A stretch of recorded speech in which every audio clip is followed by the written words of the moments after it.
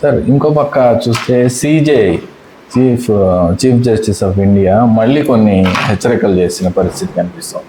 అంటే కంటిన్యూస్గా ఇది ప్రతి వారం జరుగుతూ ఉన్నాయి. ఎందుకు సార్ అలా? న్యాయ వ్యవస్థ స్వతంత్రత, స్వచ్ఛత ఈ రెండు కాపాడుకోవడం అనే అంశం దాదాపు గత వారం కూడా మనం చెప్పుకున్నాం. ఈ వారం ఆయన చాలా కీలకమైన ప్రకటన చేశారు. ఆయన ప్రస్తుతం ఇటలీలో మిలాన్లో అక్కడ ఏవో వీటిలో పాల్గొంటున్నారు. అలాగే జస్టిస్ సూర్యకాంత్ అని కాబోయే న్యాయమూర్తి ఆయన కూడా పర్యటిస్తున్నారు. ఇద్దరు కూడా మాట్లాడారు. ఇందులో సిజేఐ జస్టిస్ గవాయ్ ఆయన చెప్తుంది ఏంటంటే, కొలీజియం తరఫున మేము జడ్జీల నియామకానికి సంబంధించి సిఫార్సులు పంపిస్తే మీరు అన్నీ ఏకమొత్తంగా ఆమోదించండి లేదా ఏకమొత్తంగా తిరస్కరించండి. మీకు నచ్చిన మేరకు తీసుకొని మీకు నచ్చిన పికప్ చేసుకొని వాళ్ళనే మీరు అపాయింట్ చేస్తే మా ఆలోచన దెబ్బతింటుంది, సీనియారిటీ దెబ్బతింటుంది. ముఖ్యంగా మేము 10 పేర్లు పంపిస్తాము, మీరు ఆ పైది కిందిది మధ్యలో టిక్ చేస్తే మిగిలిన వాళ్ళు సీనియారిటీ ఏమవుతుంది, వీళ్ళకి సీనియారిటీ వస్తుంది.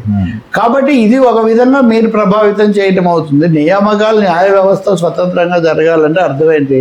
మేము సిఫార్సు చేసినా మీరు తీసుకుంటే ఇది చాలా కీలకమైన ఒక అంశం. రెండోది ఆయన ఇంకోటి చెప్తుంది ఏంటంటే, అక్కడే చెప్పారు, అది కూడా భారత రాజ్యాంగం అనేది విప్లవకరమైన పత్రం. అదేదో కేవలం మొక్కుబడిది కాదు, అది ప్రభుత్వానికి న్యాయ వ్యవస్థకు మధ్యలో ఖచ్చితమైన సమతూకాన్ని అది నిర్ణయించిందని ఆయన చెప్పారు. రెండో అంశం, దీనికి పూర్తి విరుద్ధమైనది జరుగుతుంది. మనం చాలాసార్లు మాట్లాడుకున్నట్టుగా ఢిల్లీ హైకోర్టు న్యాయమూర్తి జస్టిస్ వర్మ ఇంట్లో నోట్ల కట్ల పాములు దొరికిన కేసు. ఈ కేసులో ఆయన మీద అభిశంసించండి అని సుప్రీంకోర్టు కొలీజియం రాష్ట్రపతికి రాశారు. వాళ్ళు ఎప్పుడు నిర్ణయం తీసుకుంటారు, దాదాపు సూత్రప్రాయంగా ఒప్పుకున్నారన్నారు, బాగానే ఉంది. కానీ ఈ లోపల కొన్ని చనుగులు మొదలైనవి. ప్రముఖ న్యాయవాదిగా ఉన్న రాజ్యసభ సభ్యుడు కపిల్ సిబాల్, జస్టిస్ వర్మ చాలా మంచివాడు, ఆయన ముందు నేను వాదించాను కేసులు, ఆయన తొలగించే పని మీరు ప్రభుత్వానికి ఎలా అప్పగిస్తారు, ఇది న్యాయ వ్యవస్థకు ముప్పు, స్వతంత్రతకు అని ఒక వాదన తీసుకొచ్చారు. కపిల్ సిబాల్ నిజానికి జస్టిస్ వర్మని సపోర్ట్ చేస్తారు ఈ పద్ధతిలోనే ఎవరు అనుకోలేదు. కానీ ఇక్కడ న్యాయ వ్యవస్థ స్వతంత్రత అనే పేరుతో స్వచ్ఛతకు సంబంధించిన సమస్య ఇక్కడ తీసుకొస్తుంది. ఇప్పుడు కొలీజియం తాలూకు వాళ్ళు కమిటీ నియమించారు అప్పుడు ఈ విషయం విచారించడానికి. సో ఆ కమిటీ తన నివేదికను బహిర్గతపరిచింది.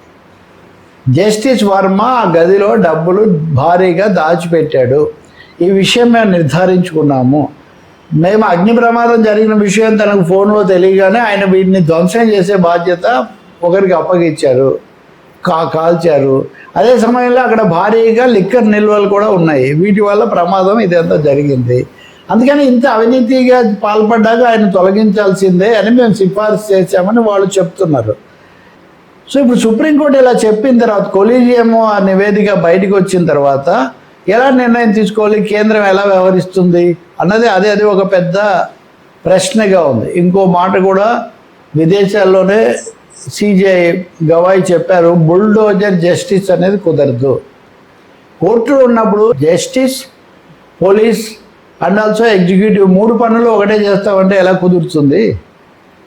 కాబట్టి ఇక్కడ executioner, justice, executioner and executive కుదరదు కదా. అది మీరు బుల్డోజర్ తీసుకెళ్తే ఒకడు ఎంతో కష్టపడి ఇల్లు కట్టుకుంటాడు, తప్పుంటే మీరు కోర్టుకు రావాలి, కానీ మీరు ఉన్న ఫలానా కూల్చుకుంటూ పోతే ఎలా కుదురుతుంది?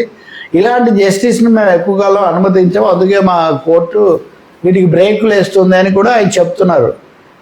ఇందాకే నేను చెప్పే కదా, మనోభావాలు ఏది మాట్లాడినా హిందువుల మనోభావాలు దెబ్బతిన్నాయి లేదా ఫలానా వాళ్ళ మనోభావాలు దెబ్బతిన్నాయి అంటే అసలు ప్రాథమిక హక్కులకే ముప్పు వస్తుంది అని కూడా కోర్టు చెప్తుంది.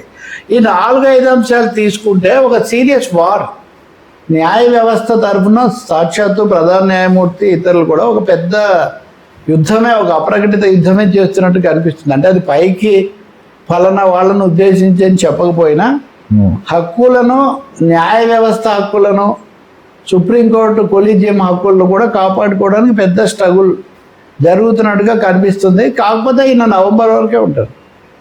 నవంబర్ తర్వాత ఎలా ఉంటుందో మనం చూడాలి. రైట్ రవి గారు.